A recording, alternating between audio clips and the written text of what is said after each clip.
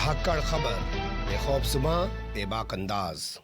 धाकड़ खबर के news room से मैं आपके साथ हूं अकरम रईस खान। भारत ही नहीं पूरी दुनिया जानती है कि भारतीय जनता पार्टी यानी भाजपा का जो आईटी सेल है वो किस तरीके की नफरत वाले कंटेंट फैलाने में अपनी अहम अग्रणी भूमिका निभाता है।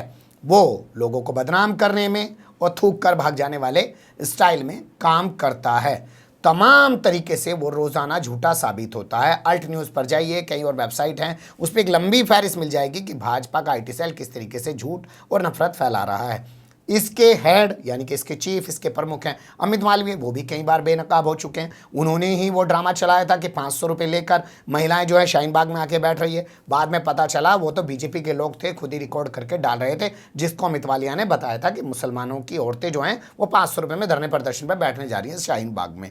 लेकिन बेशर्मी तेरा आसरा, बेहाई और बेगैरती के सामने किसी की चलती नहीं है।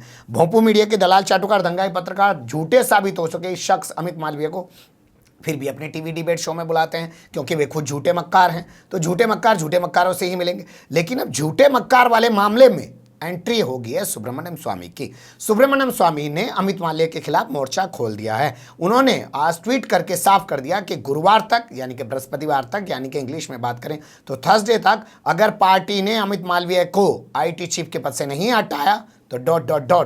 वो कोई सख्त एक्शन ले सकते हैं। तो यहाँ से दो सवाल पैदा होते हैं कि भैया सुब्रमण्यम स्वामी को ऐसे क्या दिक्कत हो गई है अमित मालवीय से जो इतना तगड़ा उन्होंने मोर्चा खोल दिया, और दूसरे, क्या पार्टी उनको वाकई में गंभीरता से लेती है या आज तक जैसे वो बोलते आए हैं वैसे इस मामले को ठंडे बस्ते में डाल देगी। पहले बात कर लेते हैं सुब्रमण्यम स्वामी को लेकर। सुब्रमण्यम स्वामी राज्यसभा के सांसद हैं बीजेपी से और अपने बड़बोलेपन के लिए जाने जाते हैं। वो खुद भाजपा के खिलाफ जाके नैनीताल हाईकोर्ट में खड़े हो जाते हैं, क्योंकि 4 धाम जो है श्राइन बोर्ड जो बनाया था उसके खिलाफ पिटीशन दाखिल कर देते हैं। कहते हैं बीजेपी सरकार जो उत्तराखंड की है उसका फैसला गलत है। वो आए दिन अपनी सरकार की आर्थिक नीति पर फैल होने वाले मामले में खिंचाई करते रहते हैं। लगातार वो अपनी ही सरकार पर हमले करते रहते हैं। वैसे ऐसा आदमी अपनी पार्टी में और कोई पाल भी नहीं सकता है, ये भी एक बात माननी पड़ेगी। तो वो हमले करते रहते हैं। हाल फिलहाल में उन्होंने अभी नीट और जेईई पर बड़ा हमला सरकार पे बोला था। कहा जब छात्र स्टूडेंट प्रदर्शन कर रहे हैं तो एग्ज़ाम नहीं कराना चाहिए, लेकिन बावजूद उसके एग्ज़ाम तो हो चुका, नीट का एग्ज़ाम बचा है। अब वो उसकी मांग में लगे हुए हैं कि उस एग्ज़ाम को दीपावली के बाद कराया जाए, लेकिन उनकी वो भी कौन सुनने वाला है। लेकिन अब उससे भी बढ़ के ये है कि उन्होंने अमित मालवीय के खिलाफ क्यों मोर्चा खोल दिया है। तो उनका एक ट्वीट मैं आपके सामने रख रहा हूं जो करीब आज ही का है, जिसमें वो लिखते हैं कि अगर कल तक यानी कि गुरुवार तक आईटी सेल अमित मालवीय के खिलाफ जेपी नड्डा ने कोई कार्रवाई नहीं की तो हम इस मामले में विचार करेंगे कि करना क्या है। जेपी नड्डा से हमारा जो ये मामला है, राष्ट्रीय पार्टी के राष्ट्रीय अध्यक्ष है ना जेपी नड्डा से हमारा ये मामला है 5 गाँव जैसा, जैसे पांडव ने 5 गाँव मांगे थे उसी तरीके का मामला है। उन्होंने अपनी तुलना पांडव जैसी की है और अमित मालवीय को कौरव जैसा बता दिया है। तो अब देखना दिलचस्प होगा कि पार्टी अमित मालवीय के खिलाफ एक्शन क्या लेगी। लेकिन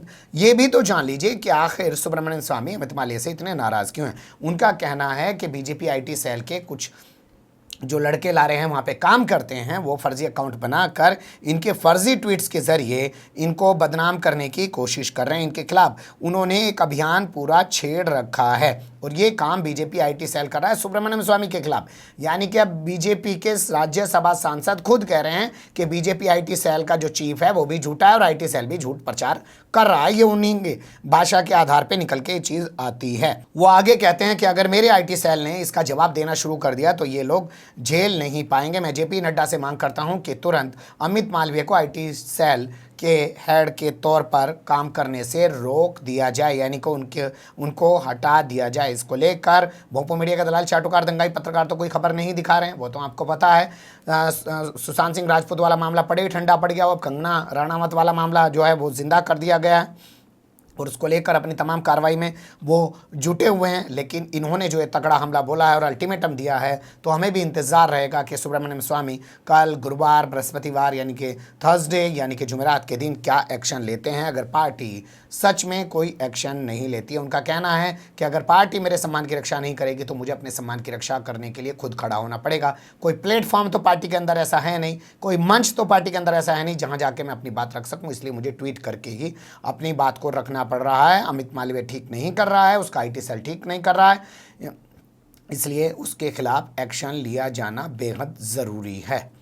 नज़र बनाए रखिएगा आप भी, हम भी बनाए रखेंगे। फिलहाल कमेंट्स के रूप में आप लोग अपनी राय दे सकते हैं, खबर को लाइक कर सकते हैं, चैनल को सब्सक्राइब कर सकते हैं और ज़्यादा से ज़्यादा हमारी खबरों को शेयर कर सकते हैं। फिर ऐसे ही किसी सुलगते हुए या उलझते मुद्दे लेकर मैं आपके सामने हूँगा हाजिर। फिलहाल अभी मुझे दें इजाज़त।